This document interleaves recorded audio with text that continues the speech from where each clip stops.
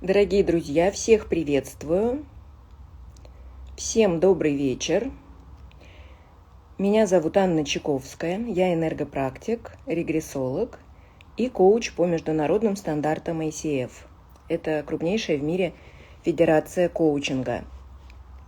Присоединяйтесь, пожалуйста. И сегодня мы поговорим о теме, которую выбрали общим голосованием на прошлой неделе. Как доходить до цели. Очень важный момент. Коуч в основном, среди прочего, работает своим опытом. И список моих профессий, которые вы можете в Инстаграме в хайлайте посмотреть, как раз говорит о том, что я сама совершенно не мечтаю. Я ставлю себе цель и к ней иду. И это очень важный момент. Я расскажу, почему это важно, чуть позже. Я думаю, что эфир у нас сегодня будет минут 25-30. Пожалуйста, если есть какие-то вопросы, задавайте. И в комментариях, и под эфиром, я надеюсь, что он сохранится. И, конечно, в директе. Большинство моих клиентов приходят в коучинг как раз с вопросом о том, как дойти до цели, когда ничего не хочется. Или еще более распространенный вопрос, а как начать хотеть и что-либо делать, когда вообще ничего не хочется? И что нужно делать, чтобы начать делать? Ну и, конечно, есть люди, которые приходят с конкретными запросами, у которых есть конкретная измеримая цель, и которым нужна просто поддержка коуча, потому что понятно, что с коучем быстрее, легче, комфортнее, яснее. Время – наш самый ценный ресурс. К теме нашего эфира «Как доходить до цели». Безусловно, это очень важный вопрос.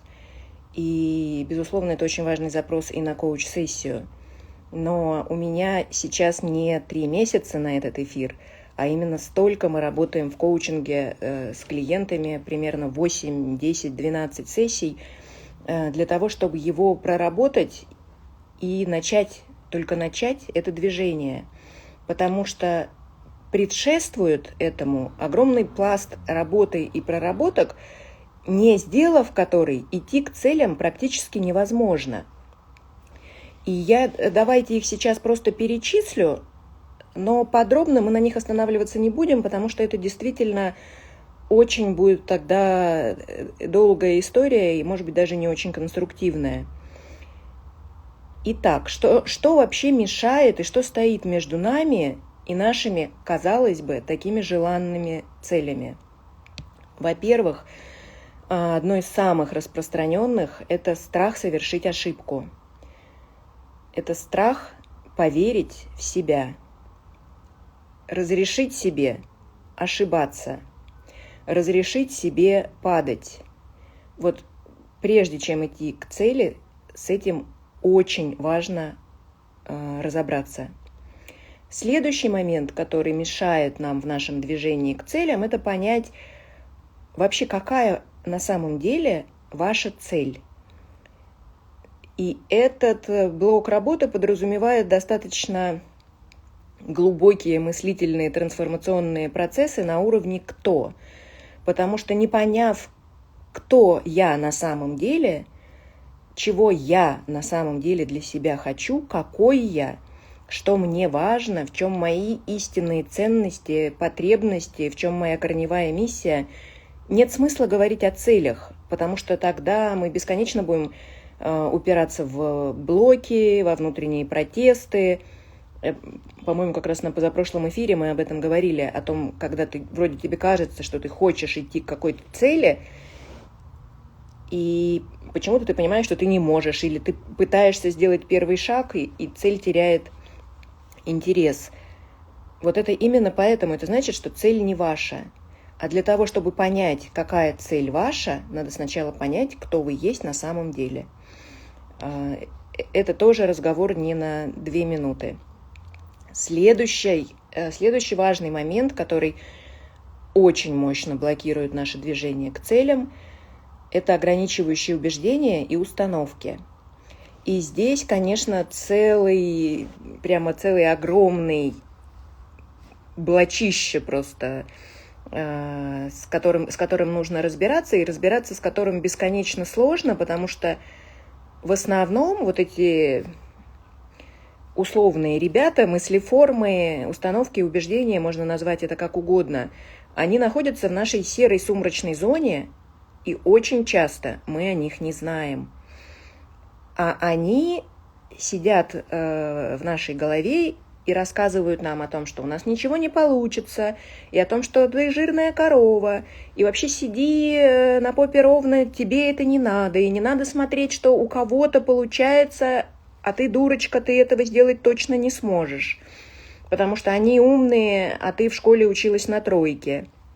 И вот они сидят, вот все эти установки, голоса, как хотите назовите, сейчас речь не об этом, они сидят в нас и рулят нашей жизнью. И мы в таком случае превращаемся в их такси или в домик для их комфортного проживания, в машину для их передвижения. Но это никоим образом не про проживание нашей собственной жизни, потому что они живут в таком случае, а вы вообще совершенно не при делах.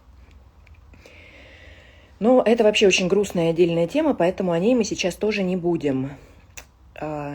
Итак, когда вот все эти перечисленные истории отработаны, то тогда сам путь и само движение к нашим целям будет легким. И тогда и первые шаги, и 101-е, и 110-е шаги, они будут понятны, они будут легки. Может быть, они будут не легки физически, но они будут легки ментально. Вообще эта модель называется TOAD, Test 1, Operation, Test 2, Exit. Но предлагаю не вдаваться сейчас в иностранные сложные термины, а постараться сказать максимально просто, тем более, что я сама не люблю всю эту терминологию. Итак, вот прямо рассказываю по пунктам. Первое, что нужно сделать, это мы пишем четкую и понятную цель. Что значит четкую и понятную? Это значит, что она должна быть осязаемая, она должна быть измеряемая, она должна обладать набором характеристик, по которым вы поймете, что вот, достигнуто. То есть, например, такая цель, как я хочу достичь свое предназначение. Нерабочий совершенно вариант, недостигаемый, потому что, а как вы поймете, что вот оно, ваше предназначение? Что для вас будет маркером? Что будет критерием достижения этой цели? Или не менее вообще расплывчатая цель, как «а я хочу выучить английский язык». И здесь, кстати, я уверена, что многие из вас знают, когда начинаешь учить иностранный язык, как сразу включается сопротивление. Потому что цель немножко дебильная, она совершенно для мозга непонятная. Как он поймет, что вы выучили английский язык? Поэтому здесь очень важно в таком случае сказать, что мне важно прочитать такую-то книгу на английском языке без словаря. Или я хочу посмотреть такой-то фильм, или смотреть такой-то фильм без субтитров. То есть что-то, что понятно и измеримо, не неведомая фигня. Потому что когда цель предназначения, стать счастливой, вот еще что-то такое, неизмеримое для мозга непонятное. Если для мозга непонятное, оно будет нерабочее и нереализуемое. Поэтому, например, если цель уйти с работы или там поменять работу, то тогда как цель может быть, если мы говорим, например, про то, чтобы уйти во фриланс, то цель может звучать как получить первый заработок в размере X рублей с такой-то работы. Или если вот просто абстрактно там, заработать с помощью своих новых навыков такую-то сумму. И тогда это становится понятно, о чем идет речь. Тогда цель из неведомой фигни превращается в абсолютно конкретную, понятную рабочую задачу.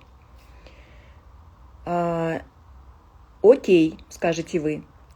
И что же тогда дальше? Вот мы цель прописали, измеримую, понятную, осязаемую. Что дальше?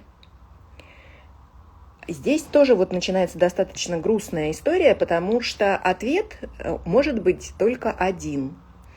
К сожалению, других ответов нет. И звучит он так. Я понимаю, что, возможно, сейчас кого-то я очень сильно расстрою, но он звучит так: идти и делать. Лежать в сторону цели. Скупить еще 100-500 курсов про то, как доходить до цели или непосредственно про саму цель. Прочитать еще 100-500 книг по теме. Вот это все не засчитывается, это все не считается. И напомню, что для того, конечно, чтобы уже начать действовать, у вас должны быть отработаны те моменты, с которых мы эфир начали, потому что иначе не получится. Действия иначе не получится. Поэтому вот я рассказываю так, предполагая, что все, что было сказано выше, отработано. Идем дальше. Важно начать делать хоть что-то. Это должно быть что-то реальное, оптимальное, комфортное для вас, то, что можно сделать вот прямо сейчас, взять и сделать. И это будет значительно лучше, чем о чем-то у себя там в голове подумать, считая, что мне надо все продумать, мне надо взвесить все за и против. Вот это забалтывание, оно никоим образом не идет вам на пользу, не приближает вас к цели. Оно блокирует вообще все ваши действия и все то, что может быть сделано в реальности. И очень часто, если не сказать, что всегда, думающий, долго думающий человек проигрывает тому, кто быстро действует. И это кажется только вот, что прямо важно все прямо очень тщательно продумать, прописать, пофилософствовать, порефлексировать. Важно очень, конечно, совершенно не спорю, но я немножко говорю не об этом, а речь идет о том, что пока вы продумываете свой мега-глобальный трансформационный план покорения мира или переезда на Бали, или составляете какие-то стратегии, ищете специалистов, пишете бизнес-планы, курсы, книги, вообще не важно, вот какая-то такая большая ментальная активность, а кто-то другой в это время берет и изо дня в день это делает. То, о чем вы только думаете. И, может быть, вы с этим человеком вместе учились или вместе находились на старте, а он уже на расстоянии световых лет от вас. И смотрит на вас оттуда с улыбкой, привет шлет, а вы еще даже не начали. Хотя к старту вы подошли вместе, рука об руку. И это очень важно, начинать делать шаги, которые вы себе писали, которые вы себе написали, прописывая свою цель. И тут глобально даже не важно, какой именно будет первый шаг. Значимый, незначимый, запланированный, из тех, что вы себе прописывали, или это будет какой-то экспромт. Вообще не важно. То есть, конечно, классно, но объективно не важно. И скоро вы поймете, почему. Потому что здесь речь идет о том, что вы начинаете что-то делать. Да, кстати, еще очень важный момент, с которого, наверное, мне нужно было начать. Я забыла об этом сказать. Коучинг – это вообще для ментально здоровых людей, для людей осознанных, для людей, знающих и пытающихся узнать себя. И я хочу сказать, что первым шагом для реализации какого-то там поиска своего предназначения или для реализации своей мечты совершенно не нужно сейчас пойти в ЗАГС и развестись с мужем, например, который вас не поддерживает, или что надо продать квартиру для того, чтобы реализовать вашу мечту. Абсолютно не об этом. Вот мозг в данном случае, он нам часто мешает, но в данном случае его как раз отключать не надо. То есть нужно все-таки понимать, о чем идет речь. Следующий момент. Очень важно разрешить себе ошибаться. Мы все живые люди, и мы уже не в детском саду, и мы даже уже не в школе, и даже не в старшей школе. Чьего тогда осуждения вы боитесь? Чей голос слышите в голове? Это нормально, ошибаться нормально, можно, не страшно. Вас никто уже в угол не поставит, разве что кроме вас самих. Вы с этим и так хорошо справляетесь. Но ошибки – это очень хорошо, это можно. Едем дальше. Необходимо постоянно себя спрашивать и сверяться, где я сейчас, как тот или иной шаг, который я сделал, приближает меня к моей цели. Может быть, я уже сделал этот шаг, и, может быть, цель уже достигнута, потому что действительно очень часто бывает, что после первой, даже после первой попытки вы получаете искомый результат.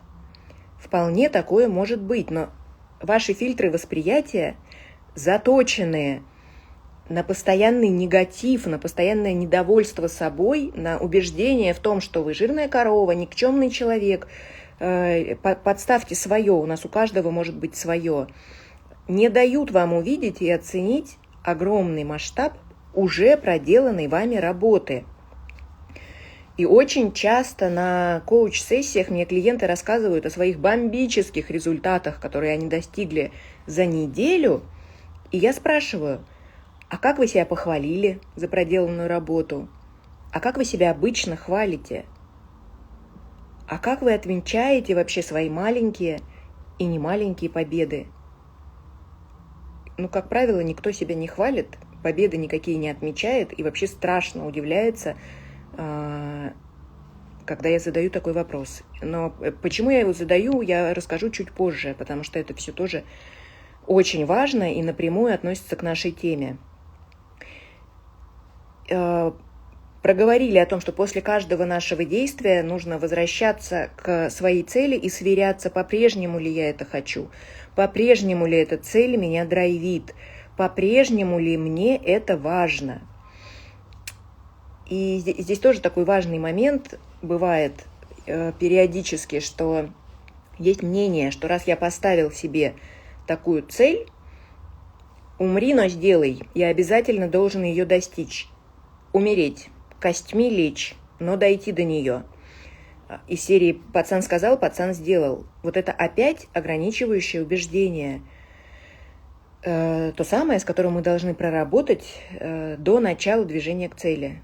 Для того, чтобы оно не вылезло посреди дороги и не затормозило весь процесс. И вот эта сверка, регулярная сверка с целью, она важна на каждом этапе. Потому что за то время, что вы совершали эти действия, все могло измениться. Вы могли получить новый опыт, узнать что-то новое о самом себе, о значимости этой цели для вас. И хотите ли вы дальше развиваться в этом плане?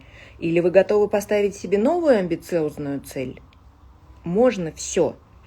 И если окей, если вот по данной цели все окей, если она желанна по-прежнему и драйвит, и манит, то мы опять делаем действие. То самое действие 2. Важный момент. Я думаю, что у нас у всех в окружении есть люди, которые делают одно и то же действие, вот просто идентично, 100% одинаковое действие, ожидая другой результат. Это невозможно, абсолютно. И если ты хочешь другой результат, придется сделать другое действие. Это тоже вот важно понять, что нужно по-другому попробовать что-то, протестировать новый поведенческий шаблон, новый коммуникационный шаблон. В зависимости от того, к какой цели мы идем, нужно сделать другое действие. И вот так, тестируя разные шаги, разные шаблоны, ища эту отмычку, ключ, как вам будет комфортнее, постоянно проверяя свою цель на актуальность, все это приводит нас к результату. И вы обязательно дойдете, и обязательно найдете эту отмычку, и обязательно найдете этот ключ. И дверь обязательно откроется. Не надо пытаться ее взять напором, вышибить, снять с петель. В крайнем случае, если вам очень сильно понравилось действие 1, его можно повторить еще 1 раз максимум. Но, просто для очистки совести. И дальше идти дальше, делая другие действия. Знаете, как, например, в отношениях, когда мужчина или женщина, мужчина расходится с истеричной алкоголичкой женщиной и находит себе точно такую же. Или женщина выходит из абьюзивных отношений и находит себе точно такого же, просто клона своего предыдущего партнера. Почему так происходит? Потому что выводы не делаются. И мы повторяем то же действие. И можно сказать себе, нет, мне просто нужен другой человек. Лайфхак. Станьте для самого себя или для самой себя таким человеком. Вам с собой жить всю жизнь. Ни с мамой, ни с детьми, ни с мужем. Вам жить до гробовой доски с самим собой. И что тогда может быть важнее, чем наладить коммуникацию, хорошую, добрую, глубокую, любящую коммуникацию с этим единственным, важным и значимым для вас человеком, просто номер 1 в вашей жизни. Но вернемся к целям. Спасибо большое всем за лайки и за реакции. Мне это очень приятно. Я понимаю тогда, что меня слышно. Слышно, видно, и как-то вообще реагируйте, пожалуйста. Если есть вопросы или есть что-то непонятно, тоже задавайте. Вернемся к цели. Мы часто думаем, что... Спасибо большое за лайки, вижу. Мы очень часто думаем, что нам нужна именно эта цель. И так упираемся в нее рогом, что перестаем видеть огромное количество вариантов вокруг. Например, стабильно работая на нелюбимой работе, мы можем пропустить предложение из компании мечты. Потому что очень часто, спасибо большое, очень часто, начав движение к цели, мы получаем огромный набор альтернатив. И предпринимая каждый раз какое-либо действие, оценивая результат, спрашивайте себя, а не лучше ли он, чем та цель, которая была изначально. Еще раз, какие могут быть проблемы? Самая основная проблема, конечно, это не начать движение. Либо, если цель оказывается не ваша. Либо сдаться после первой неудачной попытки. И очень часто многие так и делают. И это мы подходим сейчас к следующему очень грустному моменту, потому что вот эти нереализованные цели, нереализованные мечты сливают вашу энергию в песок. И я именно об этом говорила, когда вначале сказала, что я вообще не мечтаю, у меня нету такой опции в настройках. Еще чуть позже расскажу об этом. Конечно, вы можете спросить себя, окей, что теперь мне всю жизнь идти к этой цели, совершая 1000, 100 тысяч, миллион тысяч действий, которые пока не приносят желаемого результата? Можно вспомнить здесь Томаса Эдисона, того, который изобрел лампочку. И все знают, сколько он миллионов, миллиардов, не знаю, какие там большие числа, сделал попыток, прежде чем эта несчастная лампочка загорелась. И теперь она служит картинкой на слово «инсайт» в конве. Или, знаете, еще есть такая притча, когда ученик приходит к учителю и говорит: «Учитель, я упал. Что делать?» И учитель ему отвечает: «Вставай». И ученик через какое-то время опять приходит и говорит: «Учитель, я опять упал». И учитель ему говорит: «Вставай опять, значит». И в 3-й раз ученик приходит к учителю и говорит: «Я опять упал». И учитель ему говорит: «Опять вставай». И ученик ему говорит: «Слушай, сколько это вообще будет продолжаться? Сколько мне вставать?» А учитель ему говорит, что пока ты жив, ты будешь вставать. Если ты не встал, значит, ты умер. И если ваша цель вас драйвит, если она является для вас источником бесконечной энергии, радости, вашего кайфа и удовольствия, она же будет давать вам энергию. Если же на 4-й или 5-й попытке вы начинаете чувствовать какое-то внутреннее раздражение, какой-то внутренний протест, задайте себе вопрос, ваша ли это цель? И зачем вы тогда туда идете, если сам путь не является для вас кайфом, не является для вас состоянием потока? Как раз это то, о чем был позапрошлый эфир. Следующий очень важный момент. Обязательно отмечать и хвалить себя за каждый маленький, крошечный успех. Вот ложитесь вечером спать и прямо мониторьте свой день, и поначалу насильно, нарочно, вот просто ищите, за что вы можете быть себе благодарны. Отметьте про себя, какая вы молодец, какая вы классная.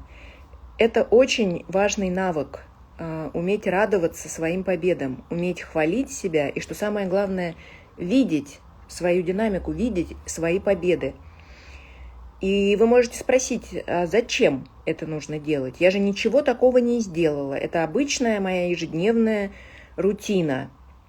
А дело в том, что именно вот эти моменты, когда вы себя хвалите, когда вы отмечаете свои победы, они дают вам энергию.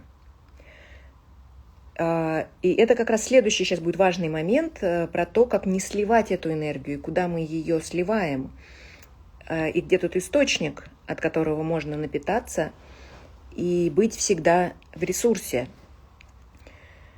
Мы все биологические существа, мы все заряжаемся энергией и получаем энергию от сна, от еды, от физической активности. И если вы чувствуете, что у вас сейчас нет энергии, то задайте себе вопрос, а где она? Куда она слилась? Куда она ушла, испарилась? Вот что случилось? И сначала, прежде чем начинать движение к цели, очень важно закрыть все эти люки слива, а потом уже искать, как наполняться. Так, например, ваша цель, к которой вы идете, она однозначно требует энергии. Но она же сама вам ее и дает. И это так же, как с едой. На переваривание еды нам всем требуется энергия. И эту энергию как раз нам дает еда. Или, например, спорт. На спорт, на тренировку нам тоже требуется энергия. И, казалось бы, мы потренировались в зале, мы истратили очень много энергии, а выходим оттуда заряженными. Вот как же это так происходит? А дело в том, что само по себе действие рождает энергию. И человек, который ставит и достигает цели, он постоянно заряжен вот именно этой энергией действий, которые он предпринимает. И именно поэтому, когда вы смотрите на богатых, успешных людей, можно подумать, что они под каким-то наркотиком или под каким-то допингом. Настолько они всегда энергичные. И если не брать сейчас действительно какие-то случаи с наркотиками, то в основном людей мотивирует, зажигает, дает им бесконечный поток энергии, их собственные успехи. И их собственные успехи являются для них источником этой энергии. И еще важный момент, что эти люди поняли, что закрытие предыдущих целей является фундаментом для постановки новых целей. Это их источник и их ресурс. Как это работает? Например, вот как только вы подумали какую-то мысль, не пройти ли мне новое обучение, не купить ли мне новую машину, не переехать ли мне в новую страну, не сделать ли то-то, сё-то, пятое, десятое. Вы открываете этот портал. И пока вы не доведете его до конца, или пока вы его не закроете досрочно, он будет тянуть вашу энергию. И очень часто именно сюда. сливаются все наши нереализованные мечты, цели, желания, идеи, проекты, планы. Вот все, что вы подумали, а может быть мне, и отложили в сторону. Вот туда сливается энергия. И тут же начинаются бесконечные внутренние диалоги, ментальная жвачка о том, что вот хорошо бы мне, да, идея классная, но я не смогу. Вот Вася может, а я не смогу, и почему я ничего не делаю. А может быть, мне все-таки надо это сделать, а может быть, это плюнуть и забыть, и бла-бла-бла-бла-бла. И именно на это вы тратите огромное количество своей энергии. Любая цель, которая сейчас для вас не актуальна, должна быть закрыта. Временно закрыта или навсегда закрыта. И вы, конечно, решаете сами, но она должна быть закрыта. И важно просто сказать себе, что сейчас вот эта цель, она мне не актуальна. Я вернусь к ней, например, через месяц. Либо она мне не актуальна вообще, и я туда даже смотреть не буду, я думать даже об этом не буду. Это, знаете, как если в компьютере открыто очень много приложений. Огромное количество приложений, система зависает. Вот точно так же происходит у нас в головах. Система зависает, энергии нет, и сил ни на что нет. И у огромного количества людей висит эта система, и висит огромное количество открытых целей. Когда вы хотели с кем-то поговорить, вы хотели кому-то позвонить, вы хотели что-то сделать, какой-то шаг, не шаг, неважно, и не сделали. И цель так и висит, она так и забирает вашу энергию. И получается, что для того, что вы вместо того, чтобы вкладывать свой потенциал в движение, в самореализацию, в лучшую жизнь, в движение вперед, вы сливаете свою энергию вот во всю эту ментальную кашу. Пожалуйста, очень важно стать честными с самим собой и просто вот просканировать все незакрытые мысли, все незакрытые мечты, неважно там с детства, что у вас было в планах, и каждую по отдельности либо закрыть, либо отложить, либо начать делать. Потому что у нас у многих висят такие истории 20-30-летней давности, в зависимости от нашего возраста. А вот если бы бла-бла-бла, очень важно пройтись по всем этим жизненным целям и все это закрыть. И не надо думать о том, а что скажут о вас другие люди. Мы имеем право меняться. Мы имеем право передумывать. Это можно. Мы имеем право менять цели. И это нормально совершенно, когда вы сначала хотели чего-то одного, а потом захотели совершенно другого. И такие поступки показывают силу личности, а не ее слабость. Поэтому можно. Вот все можно. И еще здесь очень важный момент. А как понять, это моя цель? Или я просто ленюсь ее делать, и мне тогда можно ее закрыть. И тогда получается, что можно действительно лечь на диван с комфортом и сказать: закрываю все свои цели. Все. И здесь очень важный вопрос про честность с самим собой. И хорошим примером вполне опять может быть пример с тренажерным залом, когда действительно для того, чтобы пойти на тренировку, требуется приложить большое количество усилий. Зато после тренировки вам будет хорошо. Либо вы объективно чувствуете, что у вас температура 39, и сейчас вам в тренажерный зал лучше не ходить. Вот точно так же с целями. Посмотрите, где у вас температура, а где вам нужно просто проявить действие. Будьте честными с самим собой. Это очень-очень важный момент, определяющий, в принципе, любое ваше движение, если не сказать, что всю жизнь. Да, я вижу, что я немножко не уложилась в тайминг.